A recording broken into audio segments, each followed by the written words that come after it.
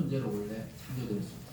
그래서 우리 인간의 육체가 흙으로 돌아가도 전도서에 보면 우리의 영혼은 우리에게 영혼을 주신 하나님께로 돌아간다. 이 표현이 아주 인간에 대한 정확한 표현입니다. 인간의 죽음에 대한 정확한 표현이에요. 인간은 하나님의 모습으로 창조되어 있기 때문에 인간이 죽으면 육체는 흙으로 가지만 그 영혼은 주신 하나님께로 돌아가는 것이 인간의 근본 모습인데요. 근데 원래는 이 육체도 영원히 살도록 되어 있었다고 성경은 말씀하고 있습니다.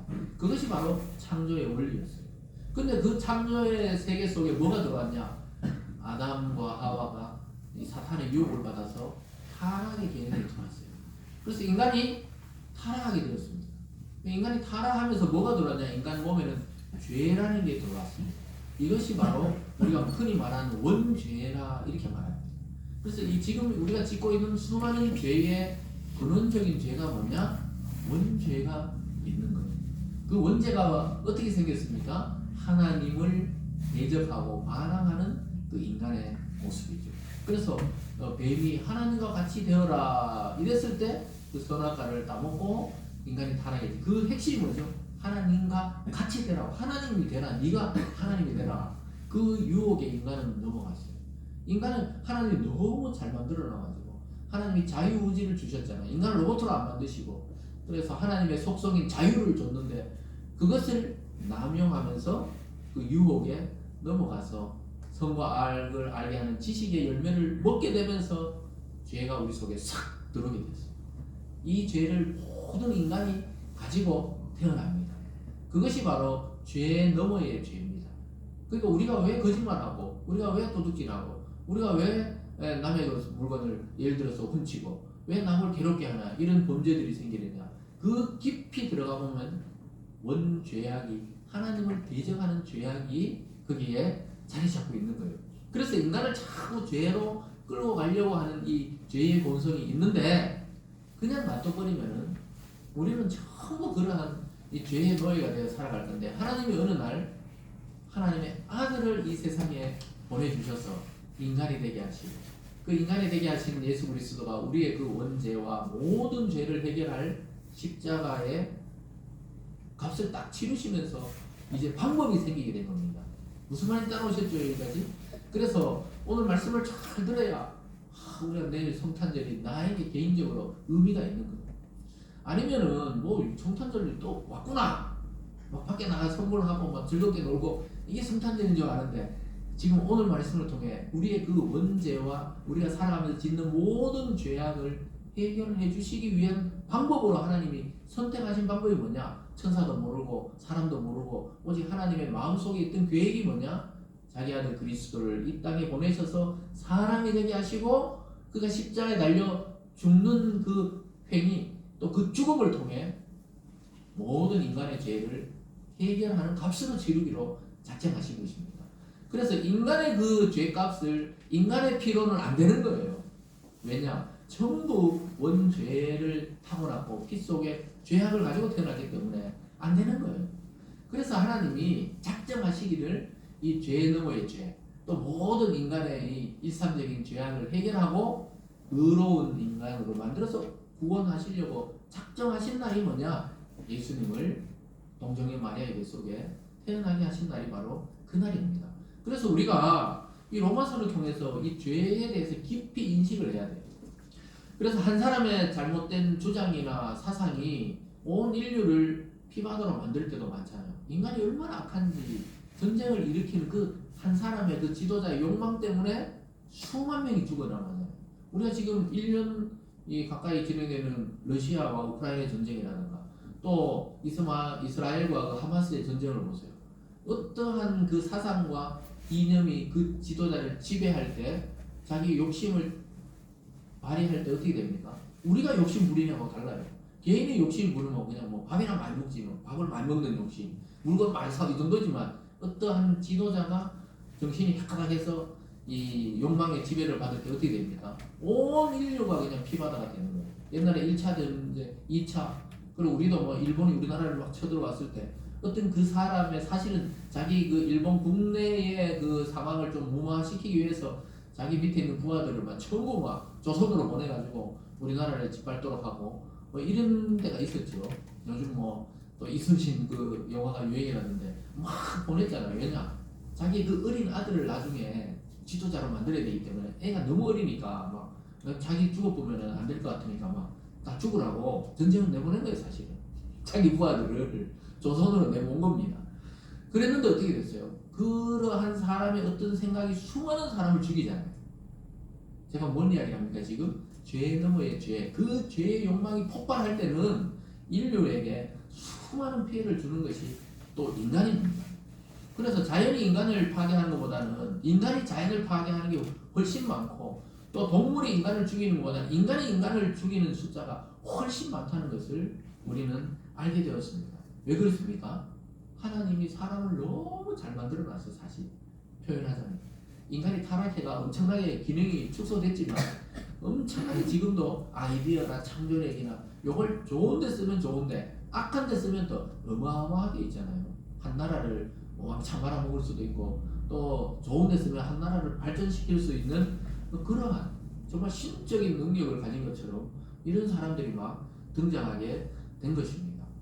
그 사람들이 속에 뭐가 있다고요? 죄 이면의 죄, 원죄가 폭발하면서 하나님을 대적하고 자기가 하나님의 자리에 다 가고 싶어요.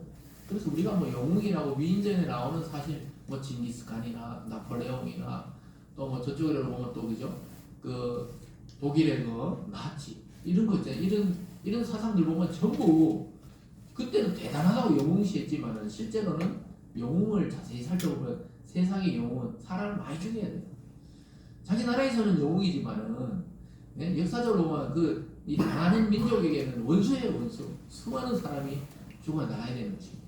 그래서 인간이 악할락하면 막 엄청나게 일이 악한 거예요. 그래서 타락 이후에는 인간은 더욱더 악하게 되었어요. 그래서 파괴를 일삼고 남을 짓밟고 이게 우리의 본성에 완전히 스며들게 된 것입니다. 그래서 자기를 하나님화 시키면서 자기를 섬기게 하는 그러한 지경에 빠지게 되었다고 오늘 본문이 말씀하고 있습니다. 그래서 여기 오늘 본문에 보면 뭐 사람의 형상, 새의 형상, 동물의 형상 이런 것들을 전부 만들어서 우상을 만들었다. 왜 그렇습니까? 그 우상을 만들어 가지고 자기를 섬기게 하는 거예요. 자기를. 그러니까 모든 이 인간이 만든 종교는 결국 뭐냐? 그 종교를 만든 자기를 섬기게 하는 거예요. 그 우리나라에도 뭐 수많은 피해를 주는 어떤 사이비 교주들 이런 사람들 보세요. 그 종교를 만들어내 가지고 결국은 수많은 사람을 지옥으로 인도할 뿐더러 자기도 지옥 가지만 수많은 사람을 끌어모아 가지고 자기가 호의호식하는 거예요. 그건 종교가 아니고 사실은 종교를 맹자한 사기죠. 사기.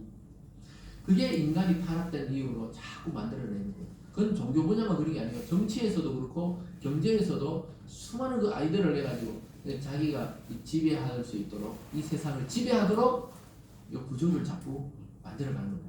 그러면서 자꾸 이렇게 어떤 한 사람들을 띄우잖아요. 기업에서도 정치에서도 그리고 종교에서도 그 띄워가지고 그 사람을 신처럼 그 사람 한마디에 그냥 쫙 움직이고 하잖아요.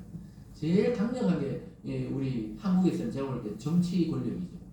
굉장히 메시아적으로 생각해요. 뭔가 구원해 줄 것처럼. 근데 나중에 지나고 뭐 옥에 가 있든가 뭐 유배를 가든가 아니면 뭐 몸이 아프든가 아니면 뭐 죽든가 이 끝이 전부 안 좋은 게 왜 그러냐. 자기가 하나님처럼 대우받고 자기가 하나님처럼 생각하다가 그러니까 막 빨리 내려와야 돼요. 어떻게 자기가 인기가 있어 높은 자리에 올라가자는 건 빨리 그 일만 해놓고는 조용히 사라져 버려야 되는데 그렇지 않으면 죽을 때까지 괴로워요. 5년 대통령하고 50년 괴롭다 그러잖아요. 무슨 말인지 알겠죠? 여러분 대통령 될 마음이 있는 분들 혹시나 지금 내려놓고 대통령은 하지 마세요. 웬만하면. 제가 볼 때 우리나라에서는 가장 영광스러우면서도 가장 욕을 많이 먹는 게 그 자리인 것 같아요. 갈 생각이 있거든. 지금부터 마음을 내려놓고 다른 일 하세요. 총리까지만 하고 싶으면 총리까지만. 무슨 말입니까? 우리나라는 너무 메시아적으로 생각한다 이 말이에요. 어떤 지도자가 서면 자꾸 예수님의 구원자잖아요. 그 메시아처럼 자꾸 생각하는 거예요. 종교에서도 그렇고 정치에서도 그렇고 경제에서도 그래요. 근데 그 사람들 사는 걸 보면 그렇지 않단 말이에요. 그래서 여러분들 하나님의 말씀으로 다시 그리스도 안에서 새로운 피조물로 거듭나지 않으면 우리가 작게 전부 그런 모습으로 사는 거예요. 그런 제가 예를 든 거는 큰 규모에서 그런 거고 실제로 우리 말씀을 통해 우리가 거듭나지 않으면 우리 스스로 작은 하나님이 되어서 자기 세계를 자기가 지배하면서 살아간단 말이에요. 무슨 말인지 따라오셨죠? 이것이 죄의 이면에 들어있는 위험한 죄입니다. 그래서 이 사도 바울은 그것을 우상이다 이렇게 오늘 표현하고 있습니다. 그래서 예수님의 탄생이 중요한 이유가 왜 그렇습니까? 예수 그리스도가 아니고서는 길이 없는 거예요. 인간이 다시 영원히 살 길이 없어요. 영원히 하나님과 하나 될 길이 없어요. 영원한 하나님의 세계에 들어갈 길이 없는 거예요. 그래서 이 죄가 우리를 딱 가로막고 있기 때문에 절대로 우리 스스로의 힘으로 노력으로 우리 종교로는 하나님께 나갈 수 없어요. 그럼 어떻게 해야 됩니까? 하나님으로부터 누군가 이 땅에 와서 우리를 건져내야 돼요. 그분이 바로 저와 여러분이 믿는 예수 그리스도인 줄 믿습니다. 그래서 지금까지는 막 사람이 막 뭘 해보려고 그랬잖아요. 안 됐어요. 근데 하나님이신 예수 그리스도 그의 아들이 육체를 입고 이 땅에 오신 것이죠. 그것이 바로 복음입니다. 복음. 그래서 왜 우리는 복음이 필요하고 이 로마서에서 계속 강조하는 이 그리스도 예수가 필요하고 말씀이 필요하고 왜 복음이 필요하냐? 그것은 바로 우리 속에는 예수를 안 믿고 하나님을 안 믿으면 우상이 가득 차 있기 때문에 그 힘을 가지고는 나갈 수 없는 거예요. 제가 오늘 두 가지 예를 들게요. 이 우리가 교회를 다니는 사람들을 또 우상이 있어요. 그게 뭐냐? 종교라는 우상이에요. 종교. 우리 자꾸 이 예배를 열심히 드리고 기도를 열심히 하고 또는 전도를 열심히 해서 어떤 하나님의 앞에 나가려고 하잖아요. 그러면 실패하는 거예요. 아주 재밌는 말 같지만 그렇게 하면 실패하는 거예요. 우리가 예배를 열심히 드린다고 하나님께 나가고 기도를 열심히 해서 하나님께 나가고 그 공로를 쌓아가지고 하나님께 나가려고 하는 것이 바로 종교적인 우상입니다. 무슨 말인지 아시겠죠? 우리는 예배를 열심히 드려서 하나님께 나가는 게 아니에요. 하나님을 만났기 때문에 그 감격과 감사에 의해서 예배라는 건 감격이거든요. 감사거든요. 그 감격에 의해서 오늘 또 이 자리에 나와 같이 예배를 드리는 것이고 그 감격에 의해서 하나님께 나가 기도하는 것이지 그 기도를 통해 공로를 쌓아서 하나님께 나간다. 그러면 일반 모든 종교가 다를 게 없어요. 그냥 뭐 있잖아요. 가까이 와서 비는 거나 교회 와서 있잖아요. 뭐 100일 기도 해가지고 비는 거나 그럼 똑같아져 버린단 말이에요. 그러니까 이 의미가 완전히 다른 겁니다. 모든 인간이 만든 종교는 내가 빌어가지고 신에게 나가는 것이지만 우리 기독교는 하나님으로부터 이미 이 땅으로 내려오신 그리스도가 우리에게 찾아오시는 종교예요. 이게 차이가 나는 거예요. 찾아오시는 주님을 만나는 것이 바로 우리가 믿는 이 복음입니다. 그래서 여러분 그리스도의 복음 안에는 윤리도 있고 도덕도 있고 선행도 있고 봉사도 들어 있습니다. 그러나 그것을 통해 구원을 받는 데 이르는 것은 아니라는 것입니다. 그리스도 안에서 이루어진 일, 우리와 하나님과의 관계의 문제이지 구원이라는 것은 관계의 문제입니다. 잘 따라오셔야 돼요. 구원이라는 것은 관계의 문제입니다.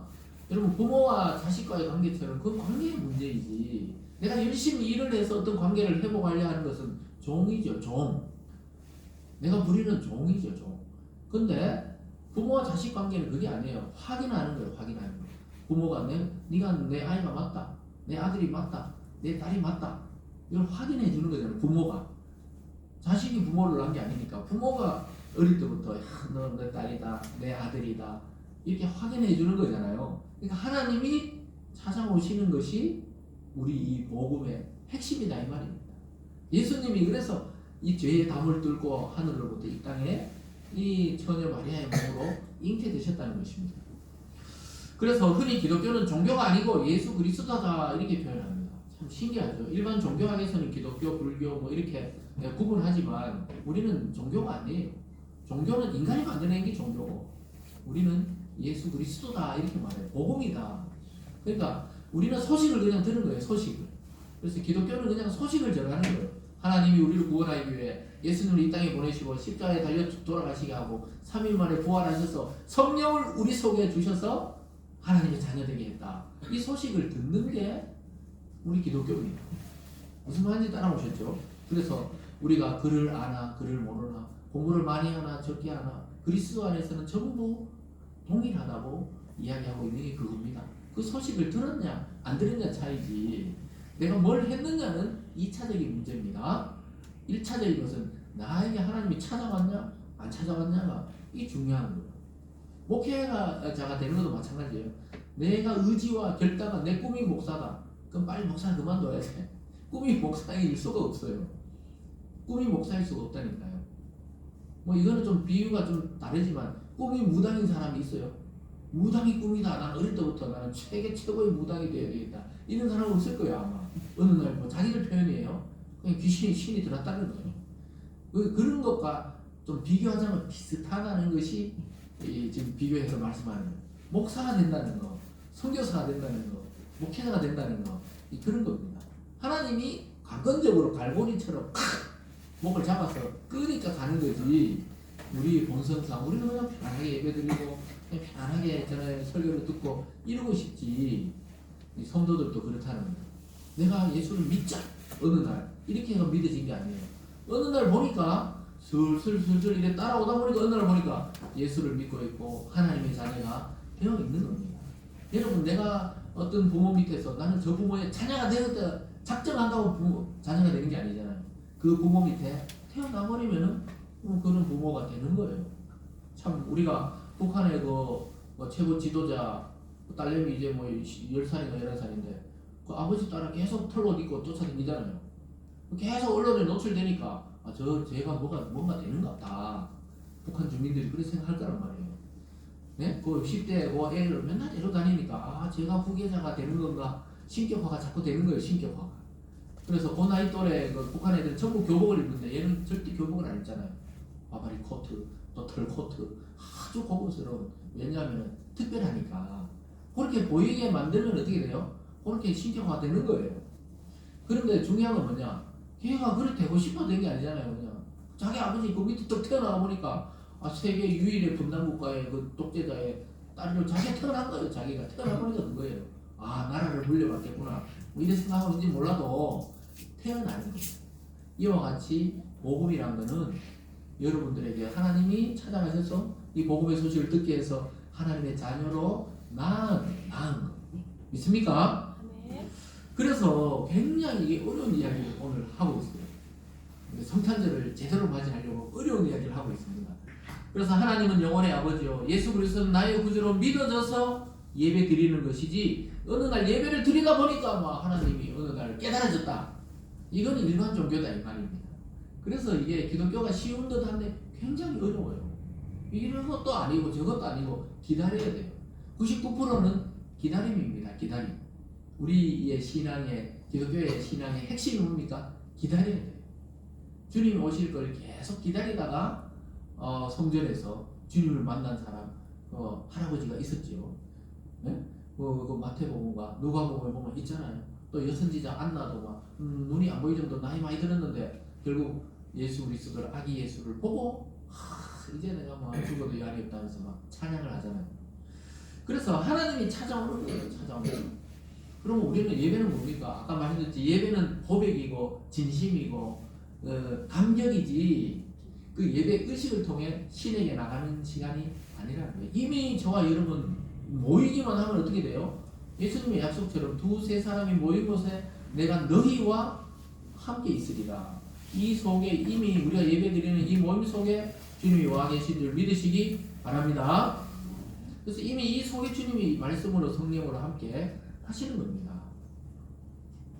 그래서 진정한 예배를 듣고 말씀을 듣고 설교를 들은 사람들은 자꾸 무슨 일 때문에 자기가 예배를 못 드리고 말씀을 못 드리면 속이 미쳐야 돼. 이게 정상이에요. 말씀 듣고 싶다. 빨리 예배 드리고 싶다. 가서 있잖아. 그 설교를 들어야 되는데 그 말씀 또 성경을 읽어야 되는데 이런 갈급함이 생기는 것이 정상이다 이 말이에요. 그래서 이런 경험들이 여러분 속에 있기를 주님의 이름으로 축원합니다. 그래서 믿지 않는 자들은 뭡니까? 믿지 않는 자들은 말할 것도 없이 모든 것이 우상이에요.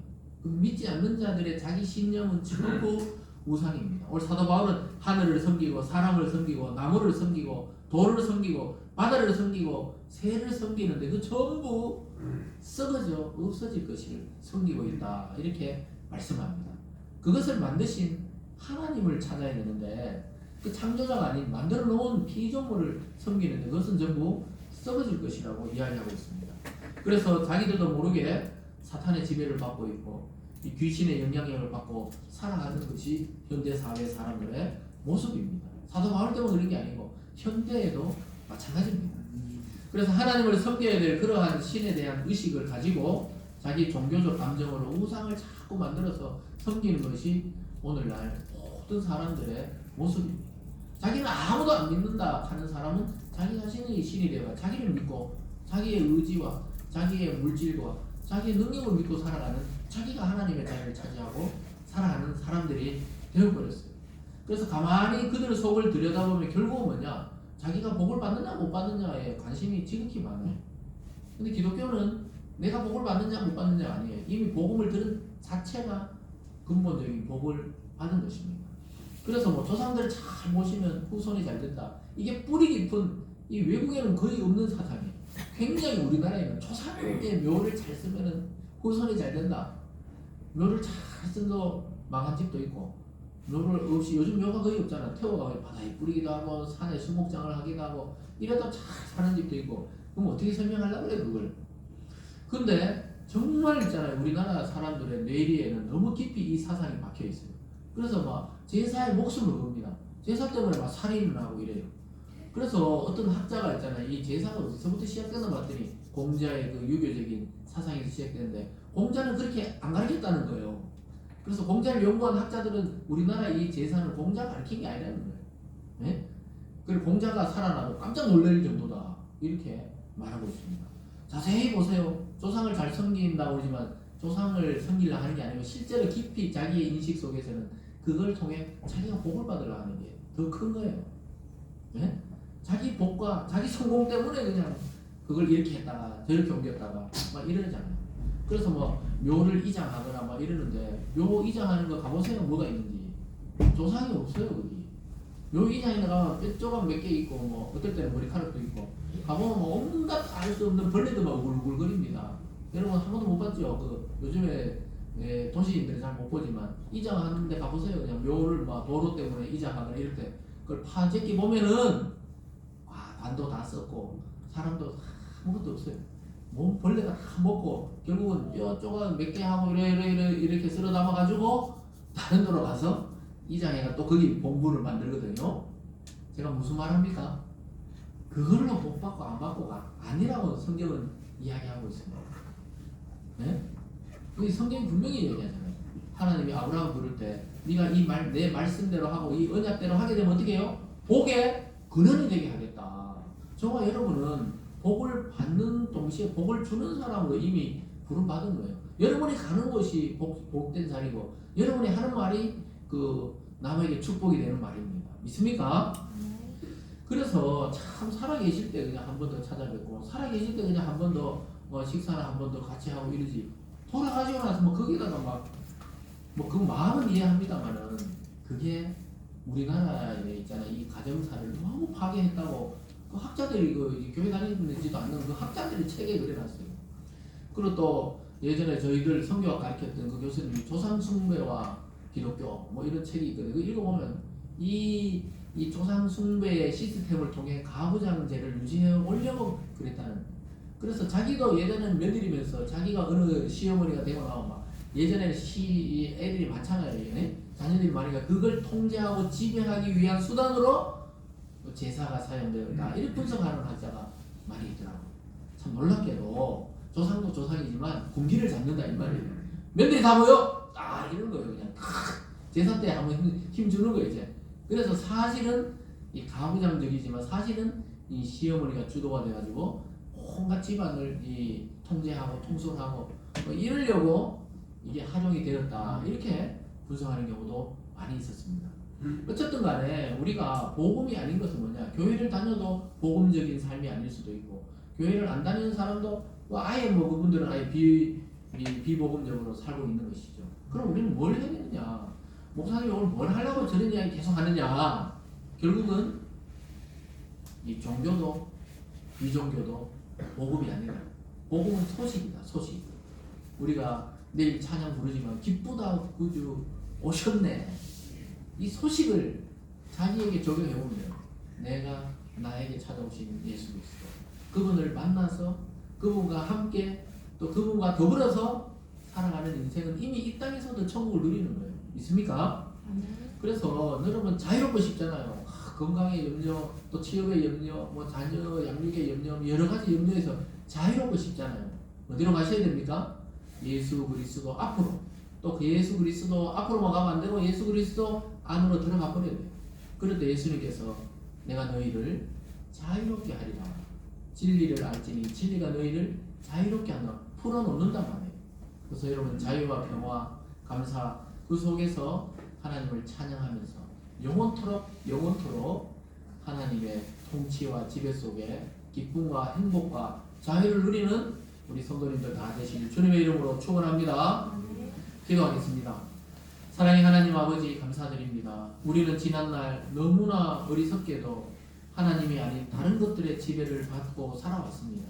아버지 하나님 그 모든 잘못을 용서해 주시고 이제 오직 우리의 구주 되신 예수 그리스도의 말씀이 우리의 인생을 지배하게 하시고 이끌어가게 하시고 통치하게 하여 주시옵소서.